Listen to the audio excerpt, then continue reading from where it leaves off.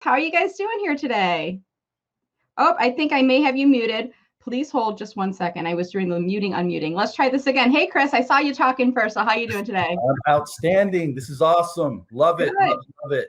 Good. I am excited to have you guys here. Now, I want to just quickly let folks know how we met, and then I'll ask each of you to introduce yourself, and then I'm going to give the floor to you. Now, are you sharing a slide deck? Could you remind me, Chris, or are you guys just talking? No, we're not. We're just going to have a nice brief conversation, Q&A, bounce it around, keep it interactive if we can. Perfect.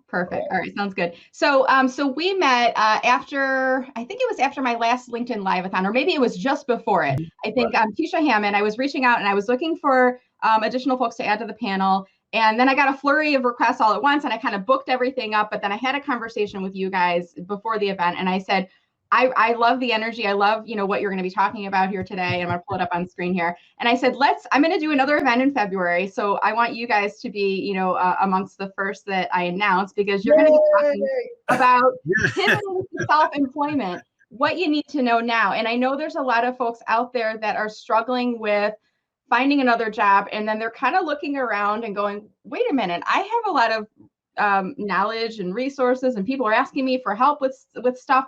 I could probably create a business, but then they're having to cobble together, do I need an LLC? What about a license? What about a website?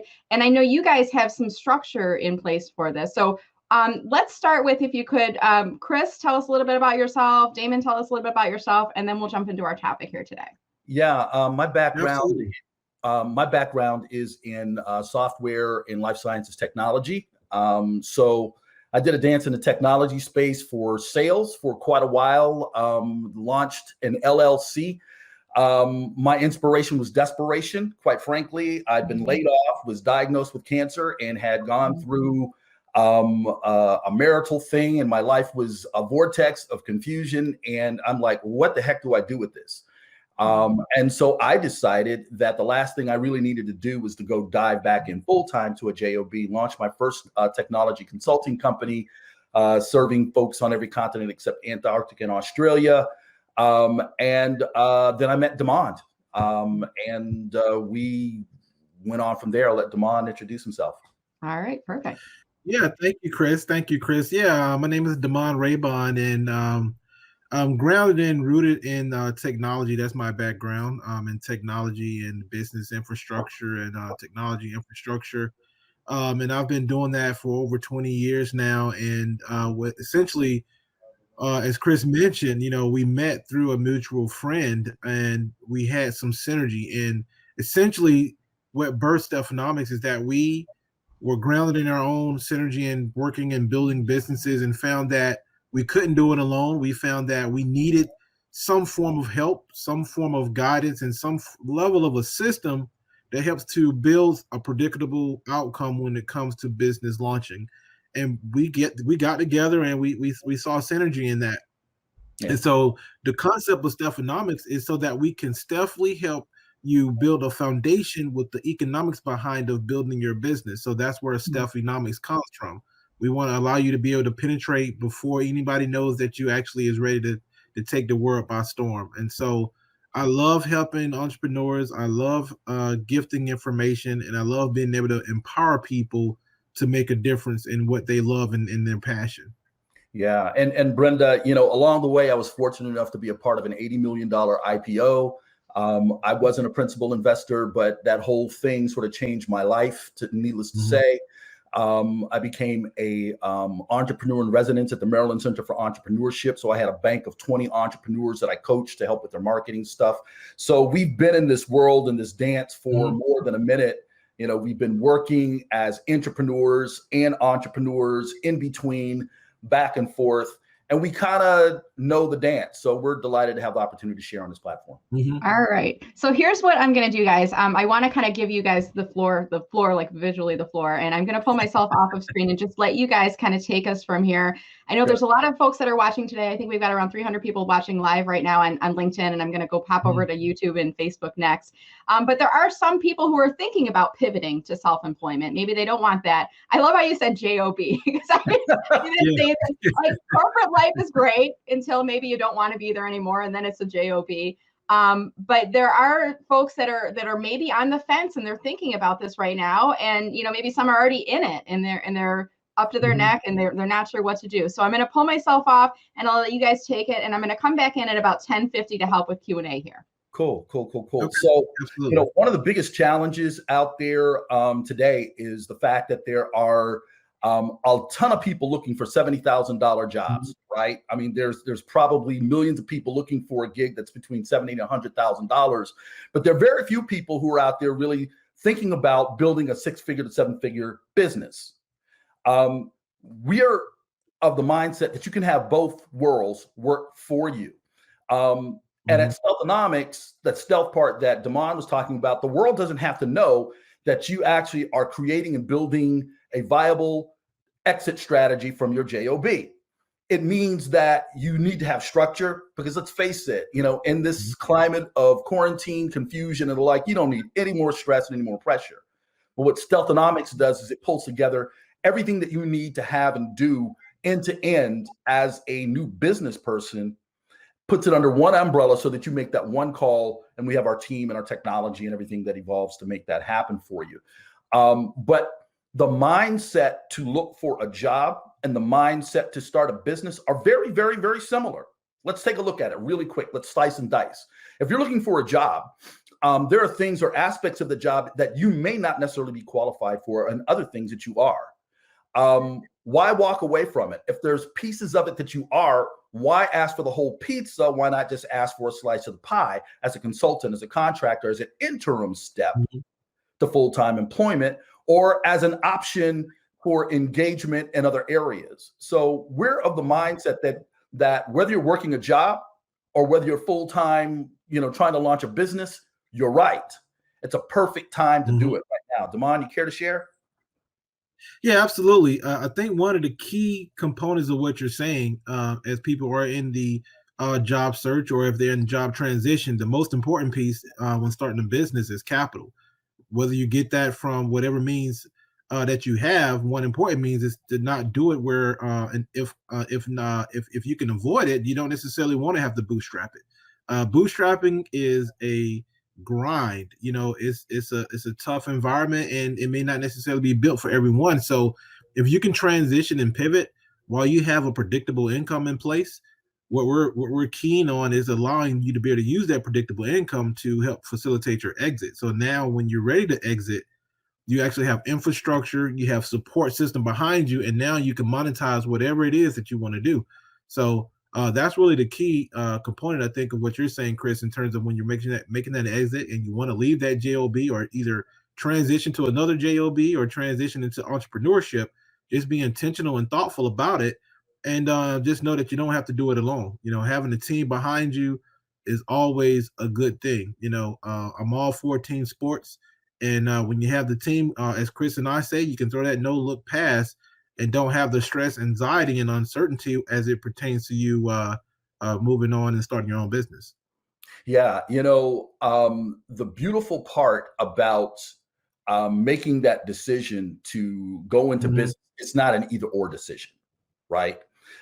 We believe that you can anchor on a job or keep looking for a job and launch a business at the same time. You can chew gum and dribble. There's this mindset that you have to be very myopic to do what you need to do to be successful. And it is true at certain points, but not all the time. So what happens if you've just been laid off?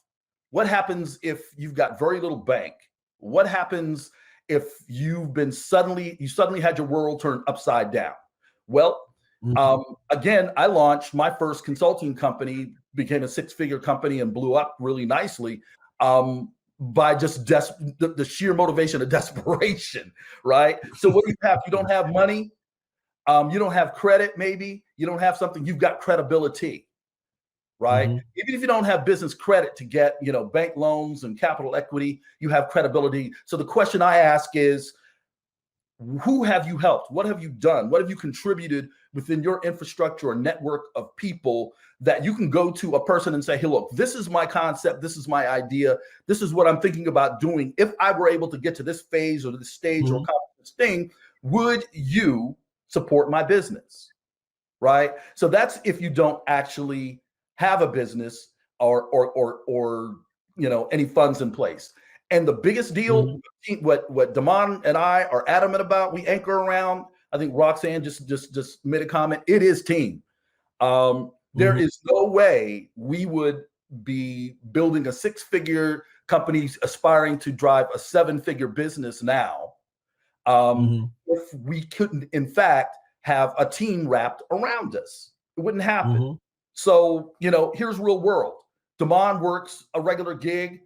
I work, for a year and a half and just finished up last week at one of the fastest growing software companies in the world with a 6-figure business, with 6-figure income. I was able to walk away and transition because I understood that where I was a pit stop. It wasn't where I was going to build my house. It was where I had to pitch a tent. I was going to be moving and continue moving on. What StealthEnomics gives us, and what Damon, he's a technology beast. What Damon has been able to do is wrap around some technology infrastructure along with the rest of our team with some services that actually work with little effort as possible, but with the expertise in up front.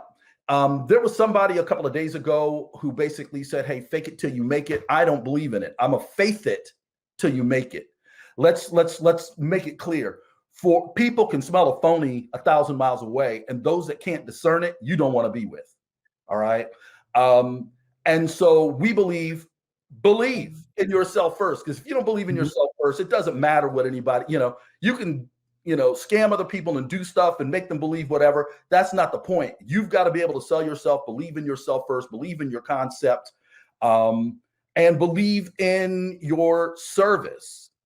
And Damon can tell you, we've been servicing people for more than a minute, Yeah, absolutely. And I think it's important, as I slide in, Chris, on the technology side, as an entrepreneur and a solopreneur striking out, doing what you want to do, it can become overwhelming because you try to figure out, well, how can I figure this out? What solution set is going to allow me to do what I need to do? How can I compete with Fortune 500? How do you compete with that, right? They have more money to throw at any problem than you may sniff in a year. So how can you compete with that? And what we allow people to do is leverage a system, leverage resources. You can be or have the appearance of a Fortune 500 company without having Fortune 500 finance behind you. And that's what we put in place for our entrepreneurs, is giving you access to subscriptions in the service base and service set that gives you a Fortune 500 outward exterior, so that on the back end, you can do what you do. And one key component that is real important is that when you have a professional exterior, Fortune 500 exterior and system in place for yourself, that allows you to walk into doors otherwise you may not have been able to get into. Because when they go and look at your web presence, they look at your outward exterior. Let's be honest with ourselves. Sometimes people will judge you by what they see. Absolutely. And so if they see a professional exterior when it comes to what you're doing in business, they don't have to know you're still working a 9-to-5, because when they look at your exterior from your business standpoint, they see a Fortune 500 company. We help you make sure that you have those things in place so that you can have that exterior and so that you can get in those doors, which helps you to plot that exit. Right. So Damon, one of the challenges that we have a lot of times is, like, my nickname, so my business nickname is the janitor. It's because that we find ourselves many times cleaning up a lot of junk and a lot of mess from a lot of people that have called themselves so-called experts. Okay. And here's my quote. The fact is that experts are the ones who built the Titanic. Okay. Experts built the Titanic. So expertise actually has a shelf life. The same thing that I did 8 years ago, I earned $100,000 from recovering a tweet and approaching a client and saying, hey, I can get these bodies of people around and blah, blah, blah, blah. I earned 6 figures on a single tweet that I captured and drove to a lead. I can't do that today. If I anchored my expertise on that one action or one success or one book or one thing, then what you're going to find is that your expertise has a shelf life. It's not viable anymore. It's like a bad carton of milk. You bought it when it was good, but it's not good anymore. So it has an expiration date. Right? It has an expiration date. So where do you go to get expertise? Right? Your expertise is going to be wrapped around people who can actually show you third-party accountability. Right? They can show you a third party that said, you know, Damon did, Chris did, you know, Helen did, Rebecca did, whatever, right? Those things matter. Today, because we're all locked into being these 1/4 inch by 1/4 inch images in Zoom or virtual meetings, people don't necessarily have the opportunity to grow to know you in the fuller expression of who you are. The only thing they can look at is your results, the breadcrumbs of your results. So appearance matters. Expertise matters most, because let's understand, a good marketing plan is not a good business plan necessarily, right? Yeah, absolutely, Chris. And I think was also key from what you're talking about. We actually have some of our workshops and coaching materials around it. The velocity of change. Being that I come from a space of technology, it can still also correlate to skill set. You always have to be evolving, making sure you understand the industry, making sure you can also anticipate change and know where the winds is going to take your sales. For instance, you know, no one could have predicted what we was going to be in to this extent with COVID. But for those individuals who cast their sails and was able to really shift with the tides of the wind, are now still in business. They're now still being productive. They was able to pivot because they did not have a business that was so anchored and rooted in as Chris was saying, you know, a area of expertise that then now somewhat can become obsolete. So you have to be able to change with the velocity of change, because change always comes. Right. So, I mean, inside our house, we basically say that we've got to be the best at learning, unlearning, and relearning as quickly as possible. Everything is changing so fast. And so if you're older, understand your age is not an impediment. Maybe it's your energy, right? You got to bring great energy to whatever you're doing, however you're doing it. You can use the same energy to basically light a room. But if you put that energy through the tip of a pen, it's a laser, cuts through steel, right?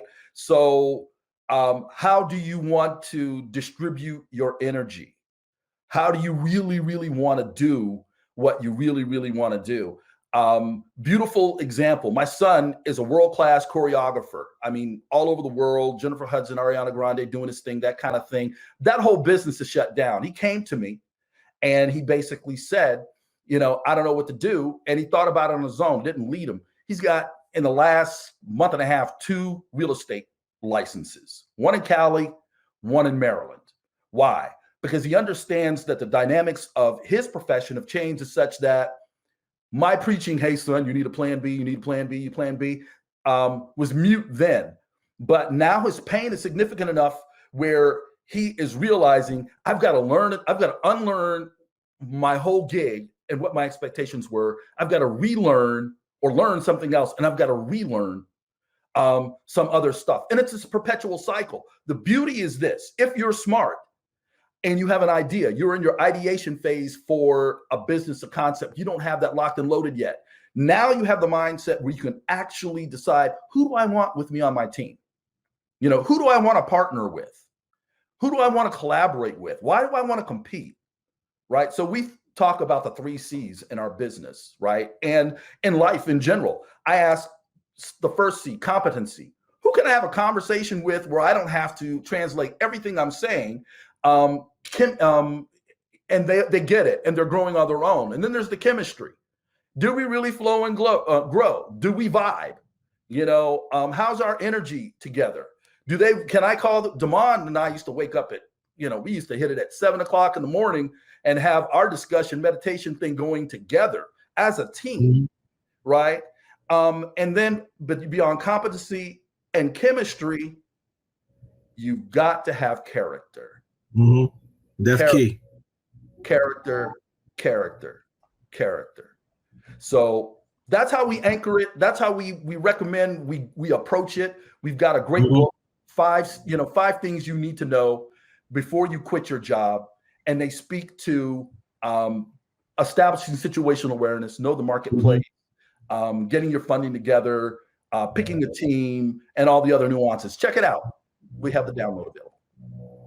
All right. So guys, we're going to start to open this up for Q&A. And I don't know if you've been watching the chat. I've been trying to pull up some of the comments on screen. People are loving your genuineness, your authenticity. And what I have to say is, when I first was chatting with you guys, I was like, there's kind of paths, you think you're supposed to do. You're supposed to get a corporate job, and you're supposed to move up the ladder, and then you're supposed to do all these things. And then, yeah, but my boss wasn't supposed to tell me I'm no longer working. That wasn't supposed to happen. Right, and there's many people that might be watching here today who are kind of they're in this career transition phase, and they've been here. And I see one person saying, I've been out for 6 or more months. Is ageism a thing? Thoughts on that? What are your thoughts? Is ageism a thing? And then if they're feeling that way, thoughts on self-employment versus staying in a corporate job. Right. So, look, I'm over 50 for sure. Right. And ageism is a thing, and it's okay. Right. Everybody doesn't get it. Everybody doesn't have to. We have to get to the point where we stop looking to everybody else for permission, for validation, affirmation. You know who you are, you know what your skills are like, and you have to ask yourself in this marketplace for what you say you really want to do.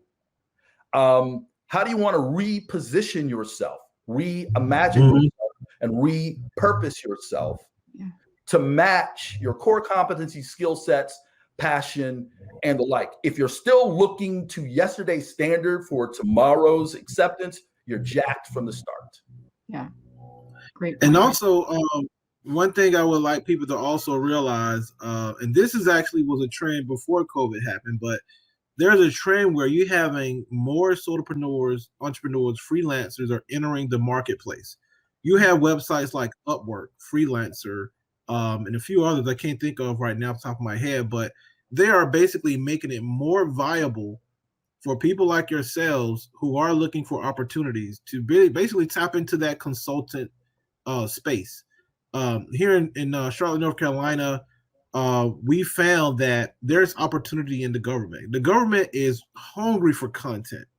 So that means that's your expertise. You can monetize your expertise. So just know that even if, regardless of how old you are, I'm a strong believer in that you always continue to learn. You never stop learning, because if you do, then it's gonna be a problem for you. So if you are experiencing ageism or just having those difficulties, just think of it from a different perspective. You have value. You just have to look at where that value can be most utilized. Right. Awesome. And that the thought I like to say is, when you're, some people say mature job workers or, ageism. I like to say you're experience rich.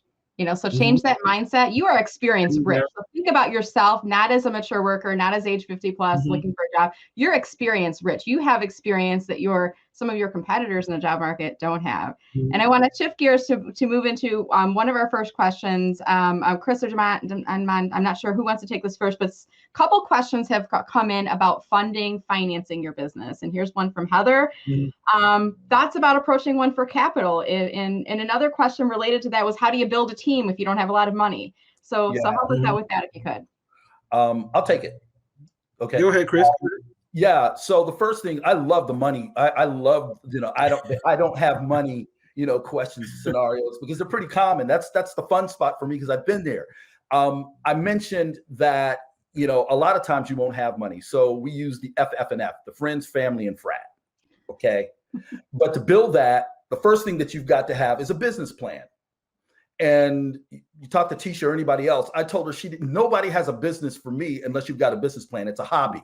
It's an expensive hobby, because you can't tell me your exit strategy. And if you're going to go out and ask somebody for funding or money, and you say, I've got this great concept, these products, these ideas, even grandma who has bank and and loves you to death deserves to know, what your plan is for her money and how you plan to return her investment. What's her ROI going to be? And so good feelings are good feelings, but business is business. Right. So at least even give grandma and your brother and your soror, everybody a break. Get a business plan, illustrate how you're going to go about doing what you do. And by virtue of the fact, and guess what? Your business plan is a very dynamic, living, breathing thing. It changes all the time, but at least it's a roadmap. It's like GPS for your business. And sometimes it'll say recalculating, right? But it's okay. The fact that you got it and you can bring it to somebody says that you're serious. Love it. Great piece of advice. Demond, anything you want to add to that? Chris encapsulated it. He did a good job, but just know not only that you can use friends, family, frat, there are also untraditional, banking options as well. I can, offline, I don't want to take up too much time, but we can share that information with you as well. Some people that's transitioning out of a job, there's ways you can bootstrap your business lunch by just using your 401k, rolling into your business tax-free. So, there's things out there that you can do. Yeah. Great. And I see another kind of comment coming in from Gian. Hey, G, how you doing? And it's actually a nice nod. We've got Diane Darling, who's going to be speaking with us later about mindset. But I strongly believe, having gone through this transition of leaving corporate, going into your own business, there is an important element of mindset. And I remember, guys, I'm not sure if did people tell you before you went on your own, you could be a consultant, you could be on your own, and you were like, no, I can't do that. I mean, did you find that there was a tipping point to you believing it and getting into that mindset before you were kind of successful on your own? Well, for me, I guess I'm a unique case. I've been an entrepreneur mindset since I was basically selling candy out of my house in Atlanta as a kid. So, and in college, selling bologna sandwiches to get a little extra change and written out VHS tapes. So, for me personally, I've always had the mindset of, I want to have my own. I want to do my own. And I spent, time figuring it out, what can I do to put myself in the best position to achieve that? So, but mindset is key. If your mindset is telling you that you can't, then you're going to have to overcome that, because sometimes you're going to have to be your biggest cheerleader. Yeah. There'll be days you wake up and nobody says anything good about you except you. Okay. That's hard. So guys, we're rounding up the half hour here. I'm going to bring our next 3 panelists in just so we have them kind of waiting in the wings. I think I see 2 of them so far. So Christine, I'm going to bring you up on screen here, and then we're going to finish off with maybe an additional question or 2. Christine, how are you doing today? Doing well, thank you. Good. Thank you for coming. Anna, how are you doing? Fantastic. Happy to be here. Thank you. Good. Thanks for joining, ladies. And we're just going to finish off with Demond and Chris here, and I'll put you back in the green room for just a minute, and then we'll be pulling both of you up. I like to do that quick little audio check to make sure we can hear you. And we have one other additional speaker that will be joining. So as we start to wrap here today, guys, this has been just an amazing chat. I'm so glad Tisha recommended you, and I don't see her in chat, but I'll make sure to ping her later on and make sure to share the video with her. Final comments, Demond, we'll start with you. Final comments, any shout outs, any offers you want to share with the group as we wrap, and then we'll go to Chris next. Oh, I think you may be muted. This is the universal, we can't hear you. Okay, yeah, absolutely. One thing I want to share is that we do have a 8 first best step system that we share, just like we've been saying all along. You don't have to do this alone. We have, things in place that's very accessible that can get you on the roadmap of where you want to go in business. So we can definitely help you with that. I'm open to have discussions offline. They can definitely reach out to me, and we can help position them for the best business lunch possible, and know that, they can go to their wife or husband and say, hey, you know what, we have a plan and we have a support structure that, we can basically help you with. And also on that LinkedIn, it's actually, I updated it. I'm sorry. It's going to actually be my first and last name. Oh, okay. So this right now, I think is your LinkedIn URL, but you said did you update it, or you're going to update it? Yeah, I did already. It's going to be Demond Raybon. Oh, okay. I'll see if I can pull that up. And while I pull up Chris, and then Chris, any final comments or anything you'd like to share with the group here? Yeah. You get more of what you focus on, period. So if you're focusing on the lack that your lack, your loss, et cetera, as opposed to being inspired by the potential for opportunity, every call you make, every application you submit, every contact you make, you should be asking yourself, not just about the job, but what, instead of asking for the whole slice, for the whole pie, ask for a slice. Every contact is an upside. Everything that you do is freaking awesome. You need wins in your life. And so daily wins mean, wow, I just made a potential business contact, or maybe I just met my first potential customer. and it may not be a job. So go for it. There you go. Awesome. Well, thank you guys. And I did find it, Damon Raybon. So redirecting there. And are you guys both, are you open to invitations from people that are watching the show here today? Absolutely. Sure. Absolutely. Right. Thank you guys. And I want to remind everybody, if you do send out invitations to our speakers, which I highly recommend that you do, mention that you were watching the LinkedIn Live-a-thon today. If there was something particularly memorable. I'm loving the dollar thing that's above your plaque in the back. Hey, I mean, the mindset. It's all about the mindset, right? Got to keep it right. I'm telling you. I love it. Guys, thank you so much. I'd love it if you could go into the LinkedIn live stream and watch for comments. There's a lot of comments and conversation going on around your talk right now. If we didn't get to questions, there might be a few floating out there as well. Okay, great. Appreciate you. Thank you, guys. Have a great day. Thank you so much, Damon. Thanks, Chris.